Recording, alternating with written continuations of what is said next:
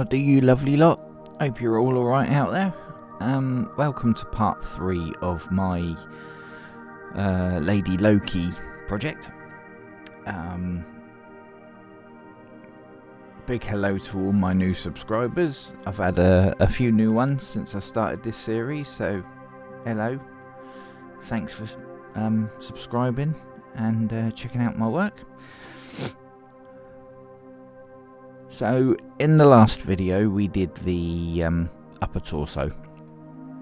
I'll put a link to that video on the screen now somewhere. And continuing on, we will start with the legs. So I don't think I caught it on camera, but I put some Vallejo metallic green into my airbrush. Same as we used for the upper torso before.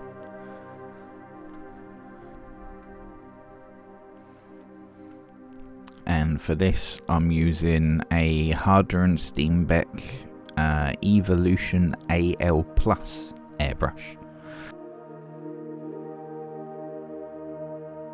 And it's got a slightly bigger nozzle on it as opposed to my regular airbrush, because metallics can be a bit coarse, because of course they've got the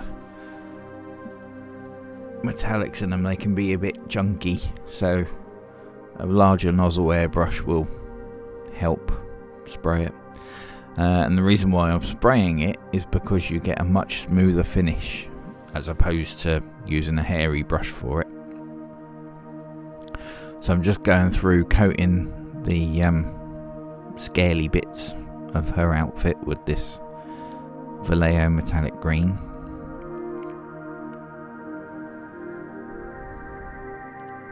Not being too careful, I've got all the important bits masked off with the paper towel and masking tape.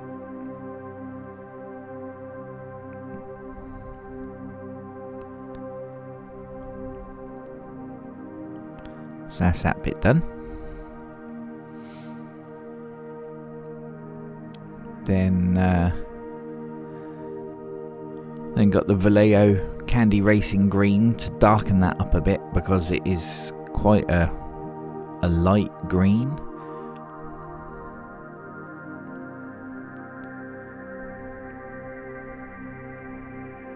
And then I'm just going to go in on the darker areas.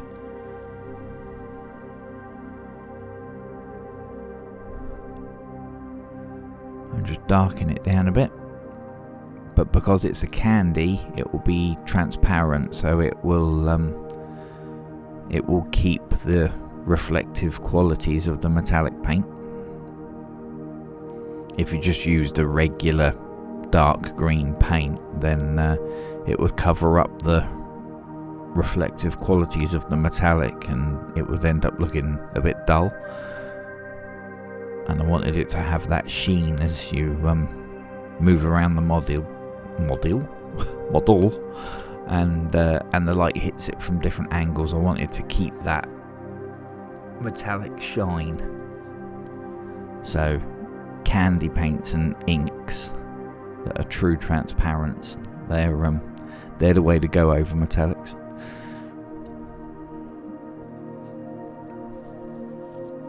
And what have I got here? Wicked Detail Smoke Black.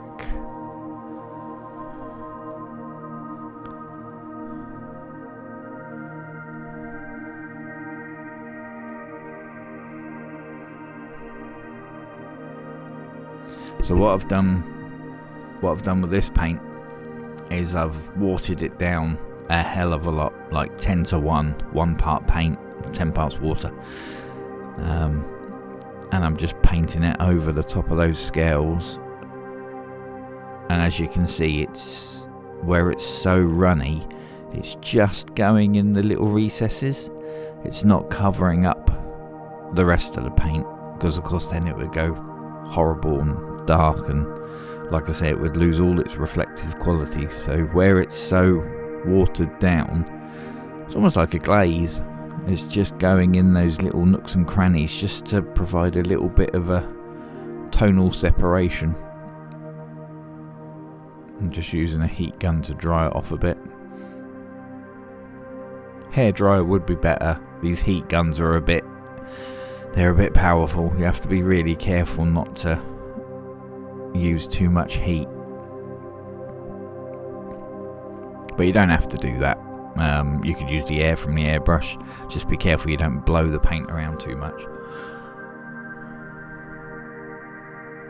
So there you go, the right leg is done, the left leg isn't, and you can see the difference. See, it just sits in those little corners and just adds a shadow. Gives it a bit of separation, makes those scales really stand out, but without covering the entire scale with black paint. So we go through and do that on the rest of all the scales.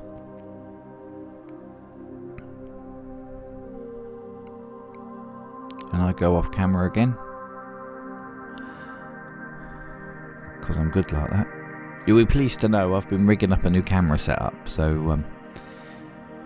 I'm going to have multiple angles, and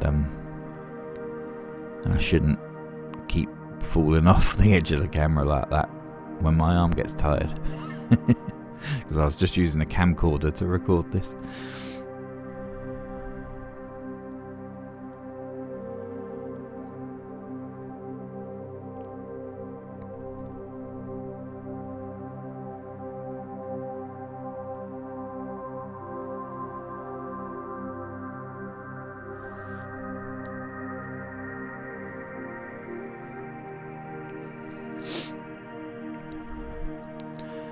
So that's all the scales done. See how it just provides that nice bit of separation. Really makes each scale stand out nicely. So now we've got some Liquitex ink. What's that?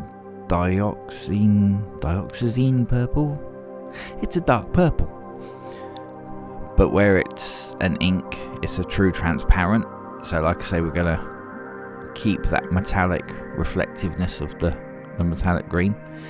And I'm off camera again. This is basically my shadow colour. So I've gone through and I've airbrushed it in between her legs and along her butt cheeks. The shadow from her butt cheeks. And that was pretty much all I did, I think, with the purple, because it was quite strong. I didn't want to overdo it.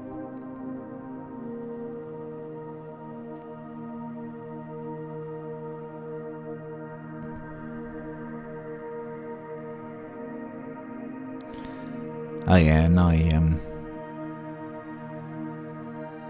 come on, Al, get it on camera. There we go.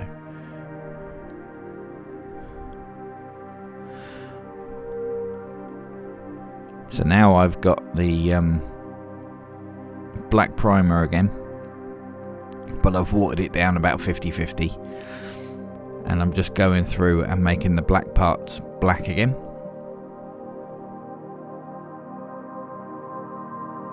Some time later. And there's all the black bits nicely edged off again. So I've got rid of all of that metallic green overspray. Reason I used an airbrush to make them black again was just for speed's sake, really. And luckily there's a seam between the metallic green and the rest of it, so any black overspray would be hidden by that little seam. So now I've got the Vallejo dark green, which I used for the leather parts of her costume, and I've got so close to the camera it can't focus. I apologise for the poor camera quality, guys. There we go. It won't happen in future videos. I've got, like I say, I've got a new camera set up. So again, I'm using the airbrush because I can apply heavier coats for the lighter areas.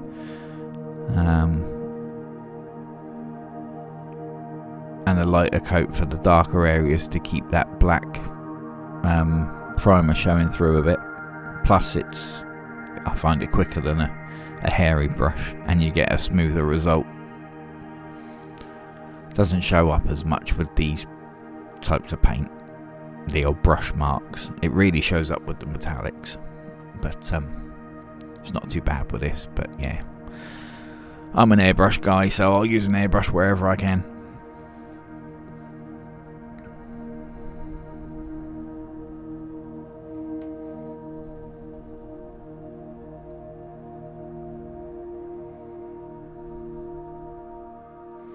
Just going carefully along those seams.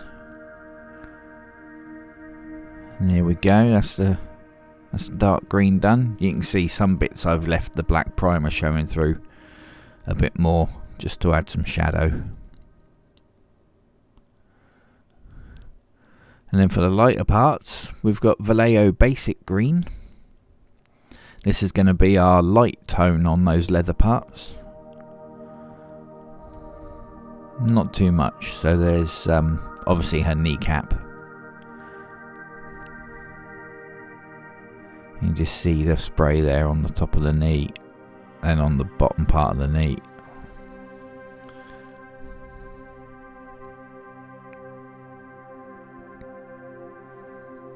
I'm just going in really light, just building up my tones gradually. You don't want to go in there and just blast a bunch of paint on.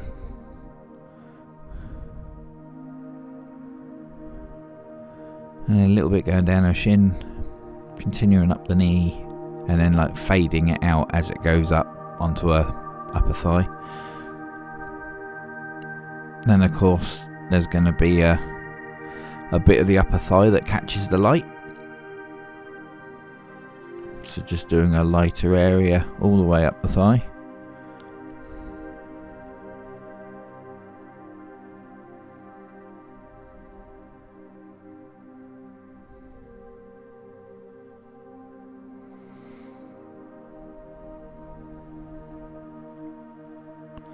And it'll of course get a bit wider as you get nearer the top.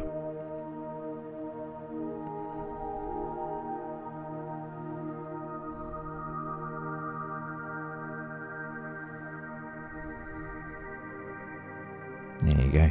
See, it's not much of a tonal difference, but it just helps break up that large area of dark green a bit. Makes it a bit more aesthetically pleasing. Just doing the same on the other leg, so a highlight on the knee and then like a funnel shape going up the thigh, so starting at a point at the top of the knee and then getting wider as you go further up the thigh.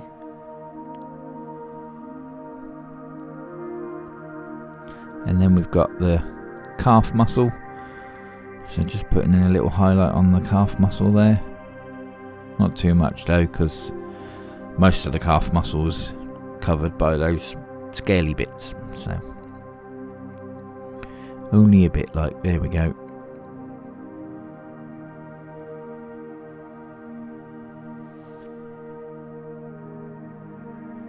Just thinking about muscle structure, where would be the highlights and the shadows, that sort of thing.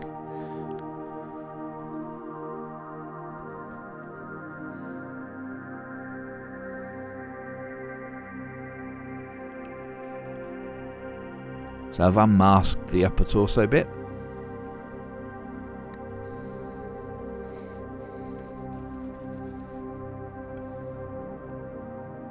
Just so I can make sure that all my tones are the same. So it all matches the upper torso and that lot. So now we've got Dark Star Royal Gold. These Dark Star paints are really good. They do a whole range of different metallics, and you can see I've got quite a few there in my little paint rack, and they're really cool. I like them a lot. So I'm just going to be going through doing the gold trim. She's got like a gold trim that goes over her entire outfit, actually. This is where you have to stick your tongue out and really concentrate, because you don't want to go in too heavy and get some gold on the skin tone. See, that gently does it. or on the dark green of the glove, because it will really show up. So you just take your time. You see I'm using my little finger to steady my hand as well.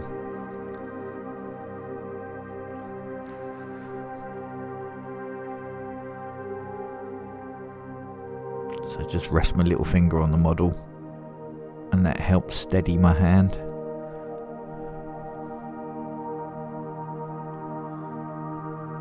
Plus it makes you look really British if you stick your little finger out.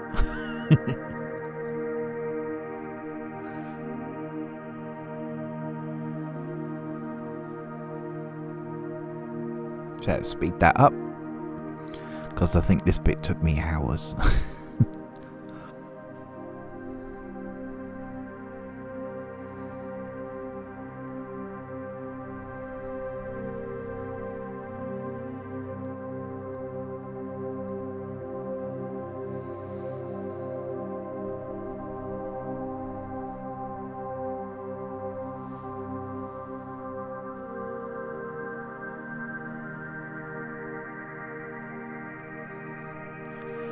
Just going through, doing all the gold seams on all of her outfit.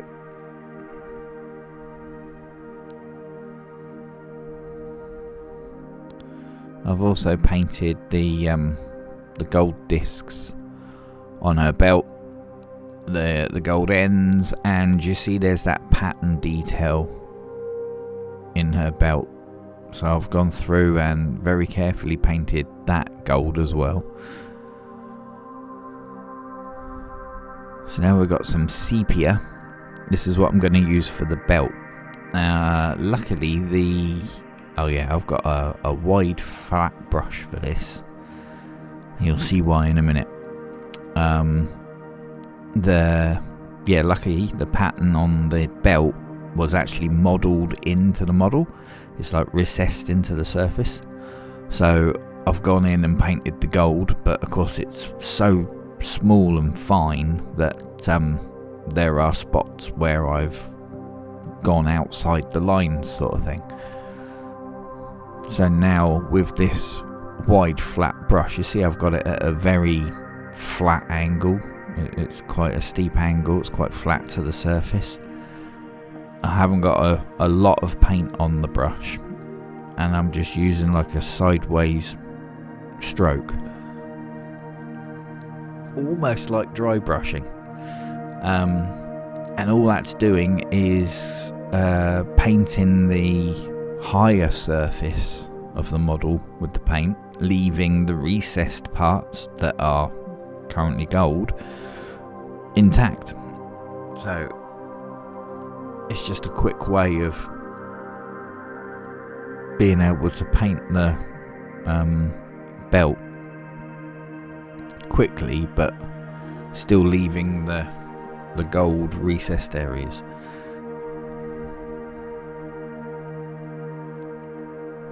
The brown doesn't really show up much on this light. You can kind of see it.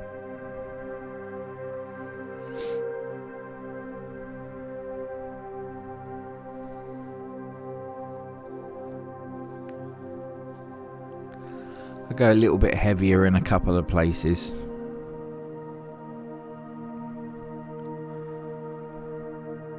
That way, in a couple of tiny spots, it will actually go into the recesses and cover up the gold. It just gives it that worn, old look. It's minuscule. If you tried to just do it with a blob of paint or whatever, it wouldn't look natural, but where it's kind of dry brushing and the odd tiny little fleck, I mean, it's like a fraction of a millimetre that ends up going down in there. It just makes it look like the gold's worn off a bit, makes it look a bit old.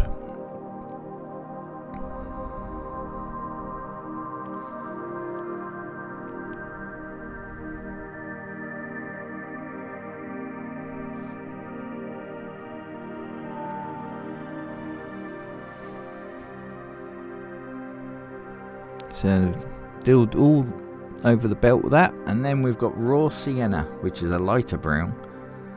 This is going to be my highlight colour for the belt.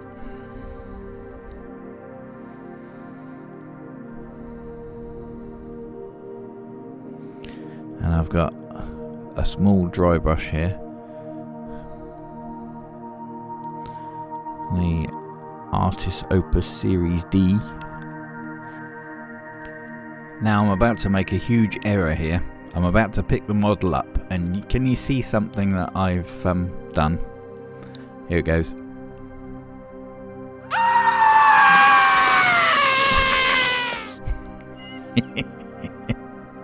I forgot that her head was on. Whoops. Luckily, thank God, she was okay. So after a bit of swearing, I came back, and I am just dry brushing that lighter brown onto the highlighted areas.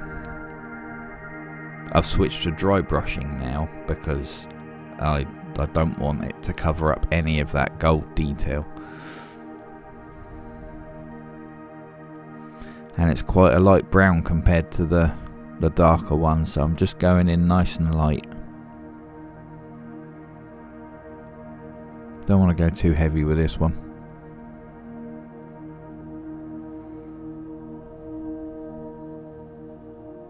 Just pick out some of those details on the curves and stuff.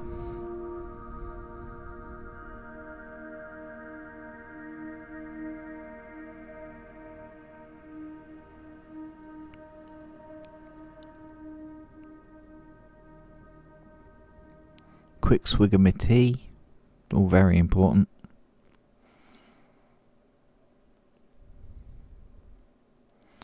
Transparent burnt sienna ink.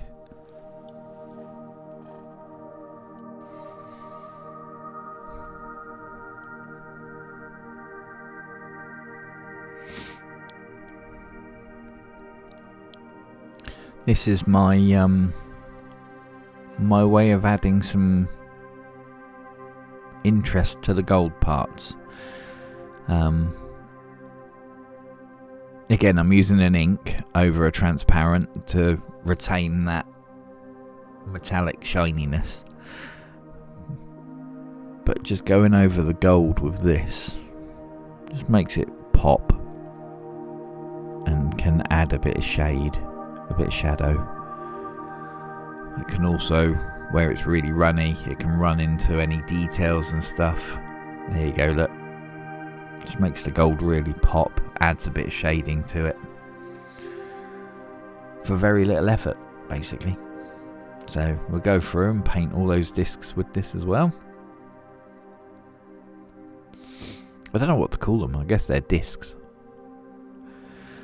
And on the little belt details,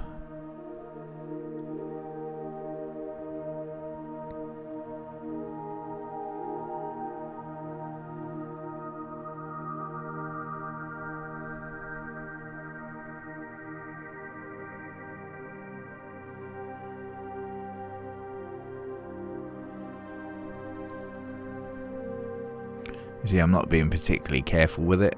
I'm just painting over the gold, basically, and the ink does the work for you. It will run into all the little recesses and stuff.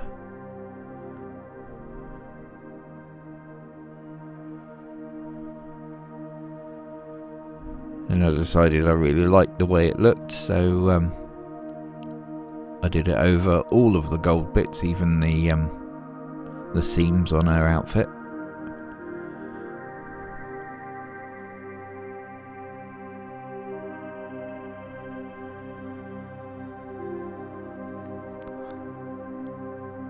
There we go. Really coming together now.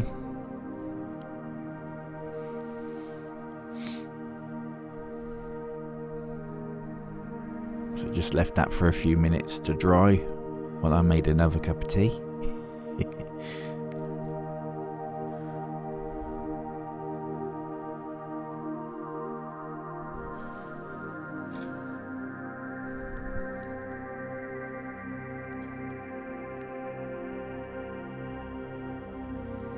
So I've got to do the trunking down her legs, and of course that rear glove still.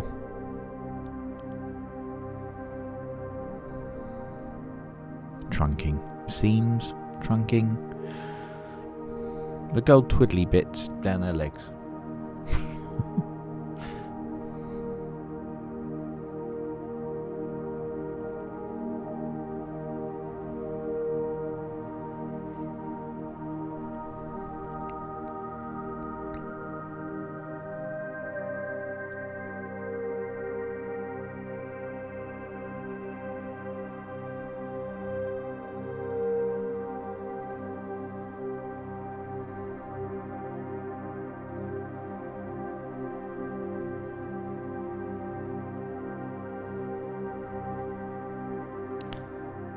This is that Dark Star gold that we used before.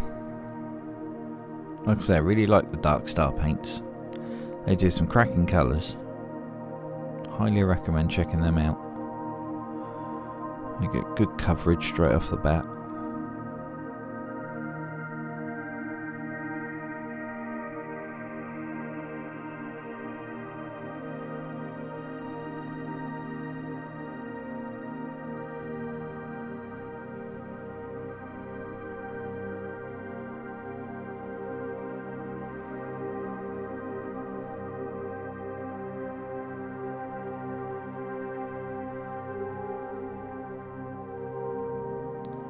Just going along, being careful not to get any gold on the green parts. Taking my time.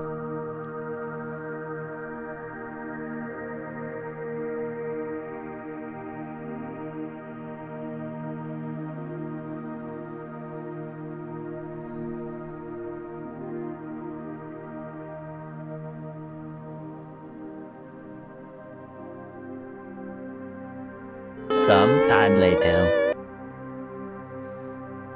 There we go.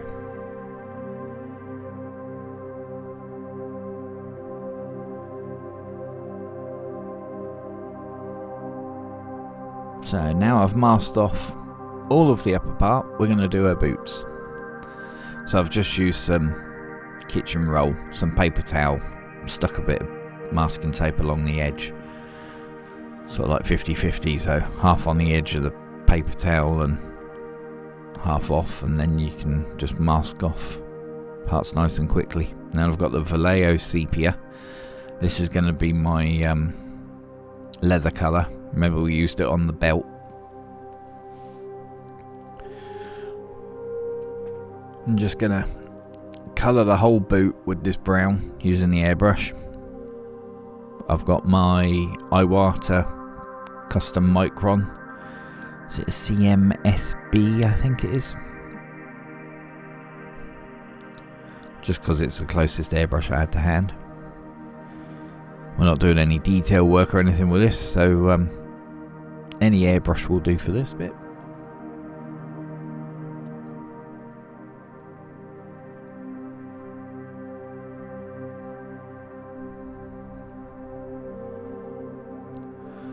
And working light coats. Do many light coats rather than one or two heavy coats, because you don't want to lose any of the detail of the model. There's some cracking texture in these boots, and I really wanted to preserve it as much as possible, so I'm doing really light coats, which is where the airbrush really helps, because it preserves all that detail. Sometimes you can go in with a paintbrush and fill up the details a bit. An airbrush is very light, very easy going,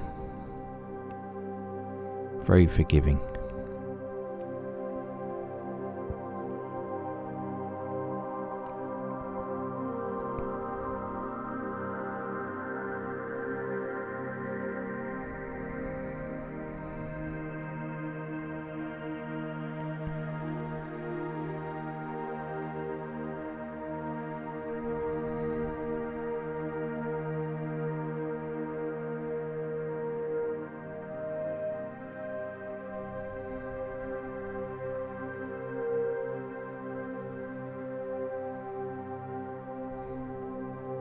So that's the base tone done on the boots.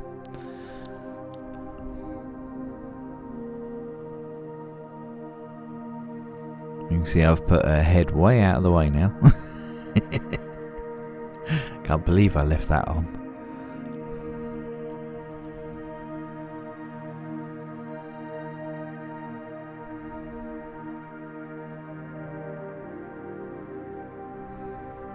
While the boot's dry, I'm just going to tackle that glove that I haven't painted yet. So I've just put a careful cut up the paper towel just to expose that glove.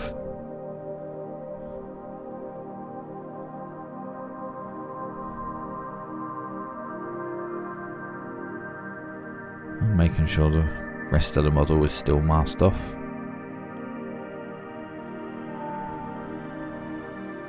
So same as before, we've got the Vallejo dark green.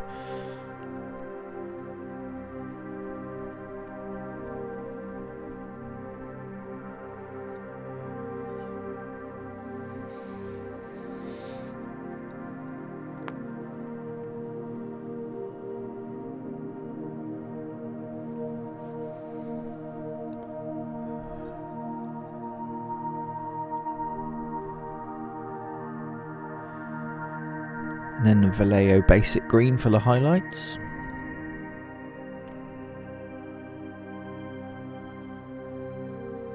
Again, remember your anatomy.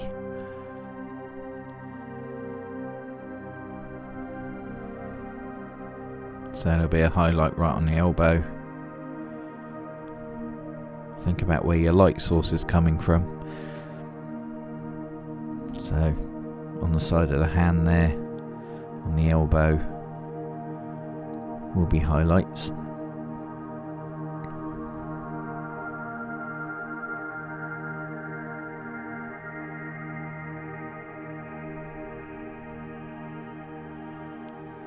Take all that masking off.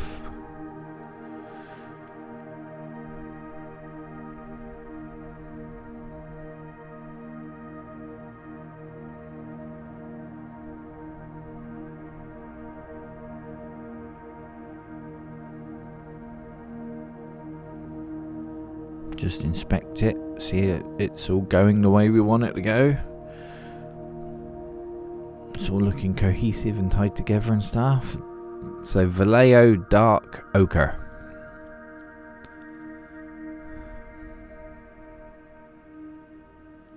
This is going to be my highlight colour on the boots. Like I say, the boots have got some awesome texture modelled into the actual surface. So I've got my slightly larger dry brush, again by Artist Opus, and I'm just dry brushing that brown on top of the darker tone of the boots. You can't see it very much with the glare from the light, but the angle will change in a minute and you'll get to see it. You see me just picking out the pitted detail in the surface of the boot there, and then all the creases.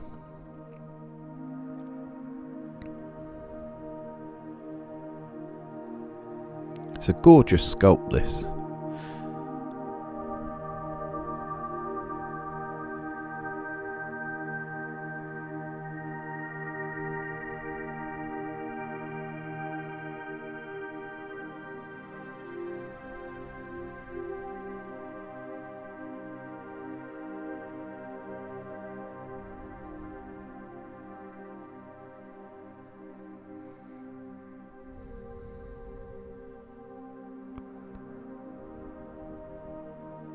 There you go.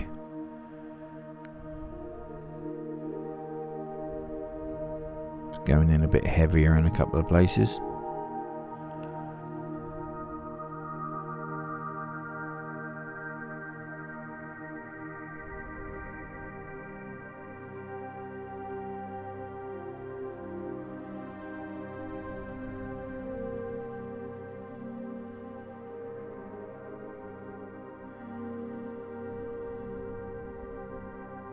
picking out all those little details. Not going too light. You don't want too much of a contrast between your base tone and your highlight colour. I kept it fairly subtle, but you want it to be enough that you can actually see the different tones.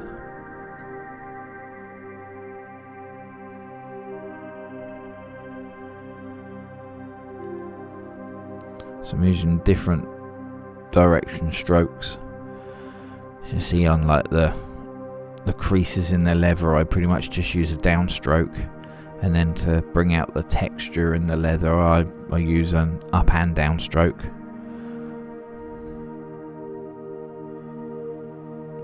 See again, downstrokes to pick out details, and then to bring out the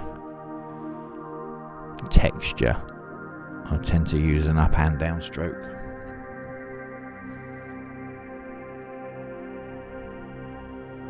There you go, you can see the difference in the colours there. There's no light glare there.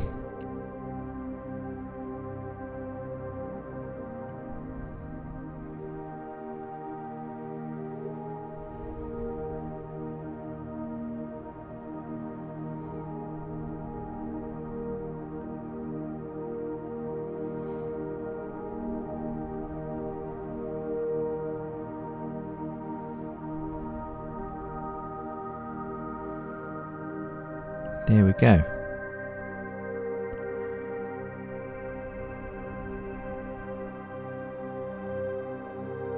So, just going to do that for the other boot.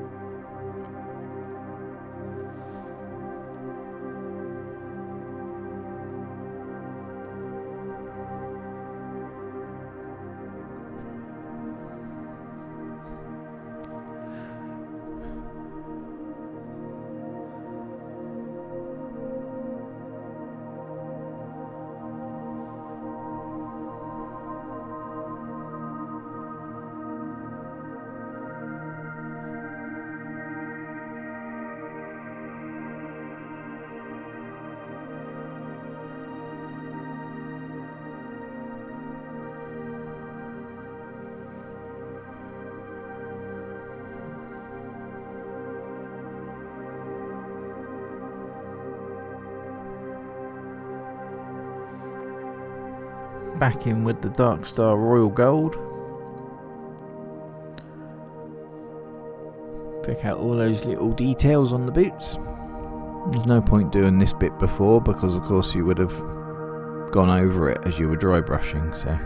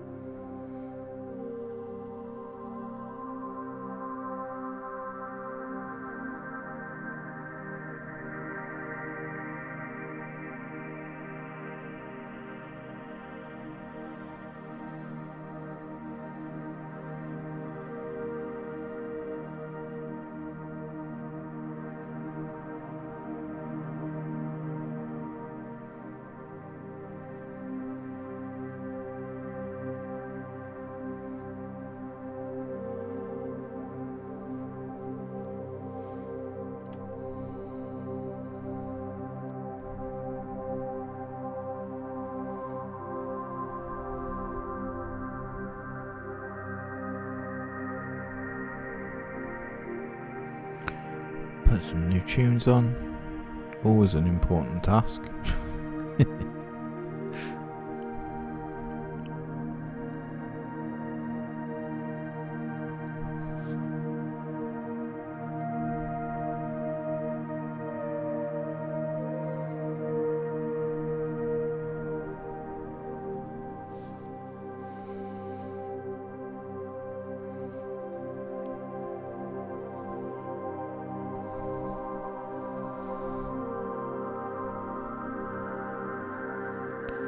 Lots of fiddly details on these boots.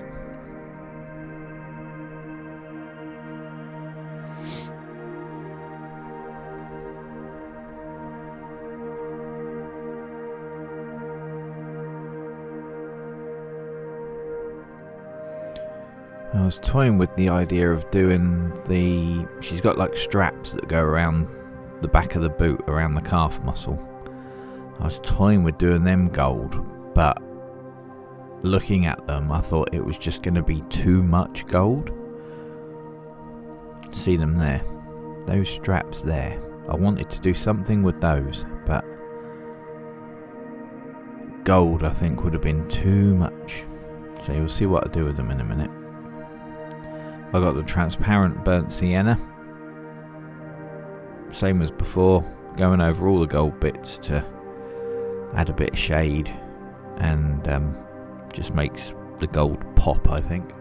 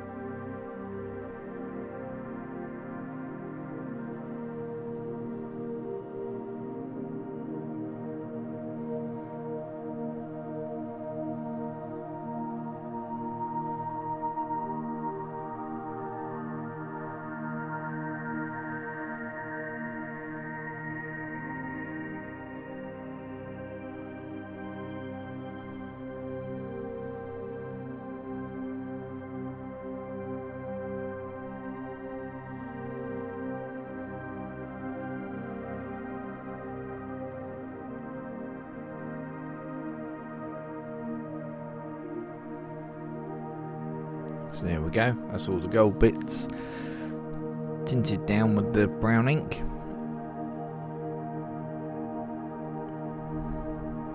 And then we've got these straps on the back of the boots. Like I say, I wanted to do something with them, I just wasn't sure what.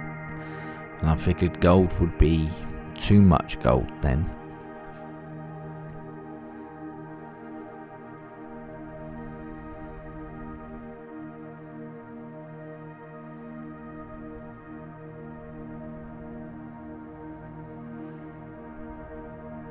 Yes, those straps there. That's the ones.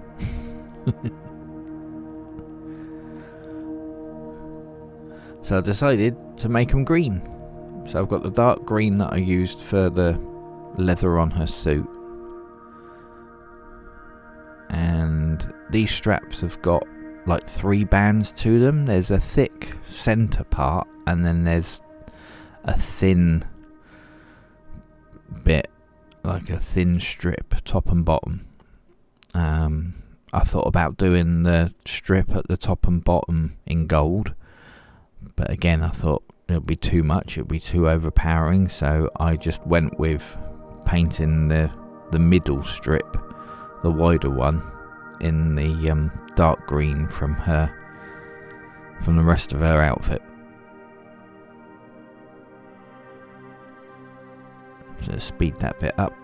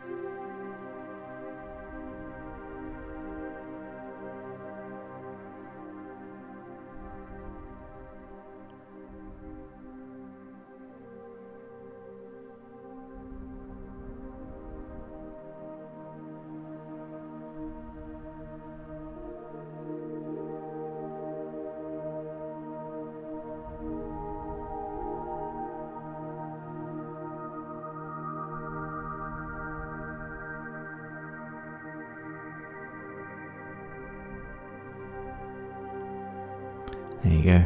It looks pretty good, I thought. Just helps tie it all together, you know. Add in a bit of the same colour from her and from the rest of her outfit onto the boots. It just makes it feel like it's part of the whole ensemble, you know,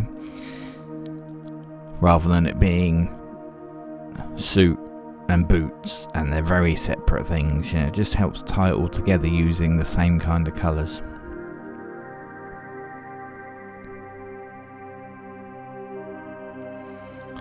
So I've got the Vallejo metallic green again. This is for the bit of fabric that's hanging off the front of her belt.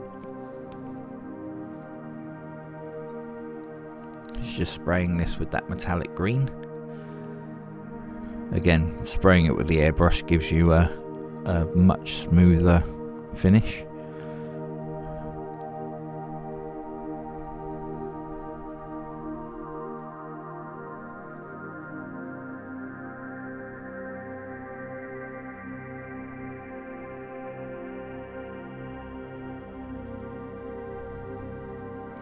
Then the old candy racing green again.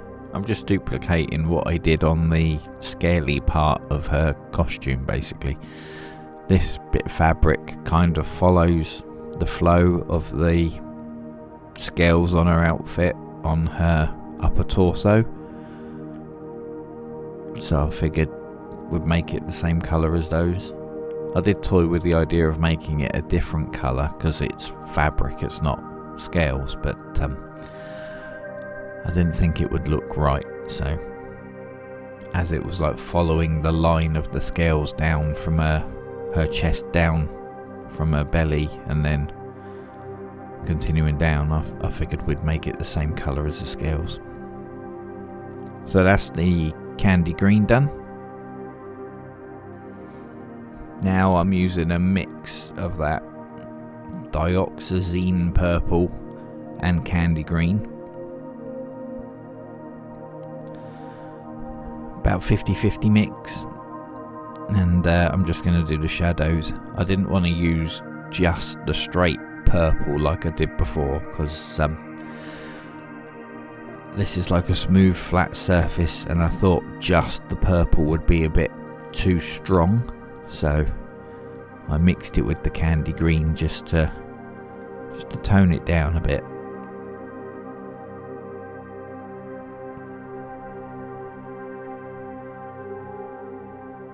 You can see it's quite subtle.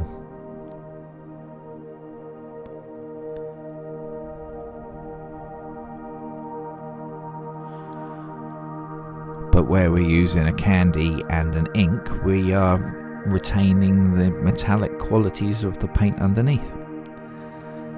So that's where it goes like that. You see it follows the flow of the scales in her upper torso. Hence why I did it the same colour.